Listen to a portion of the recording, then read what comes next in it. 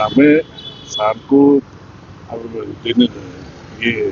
MLA Shri अंतनारायण जेना उत MLA Shri Sushant Raut mayor Shrimati Sulochana दास बाकी तीनोटी एक निर्वाचन मंडल सब कॉर्पोरेटर विजनता दल कॉर्पोरेटर आसते सार को शुभेच्छा जनाया सह विभिन्न भुवनेश्वर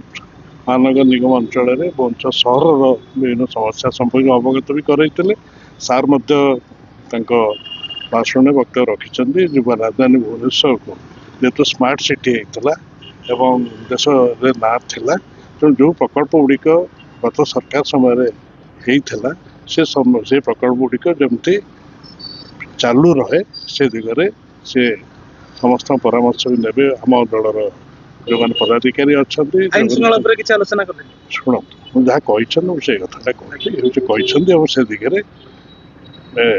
पदक्षेप ने विभिन्न स्तर से विषय आम कथा नुआपड़ा विषय आसी ना किंतु राजधानी भुवनेश्वर विभिन्न समस्या संपर्क में से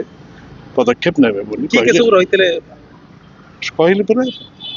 मध्य विधायक मानव मध्य विधायक श्री अंतनारायण जेना उत्तर विधायक श्री सुशांत राउत मेयर श्रीमती सुलोचना दास सब कॉर्पोरेटर वृंद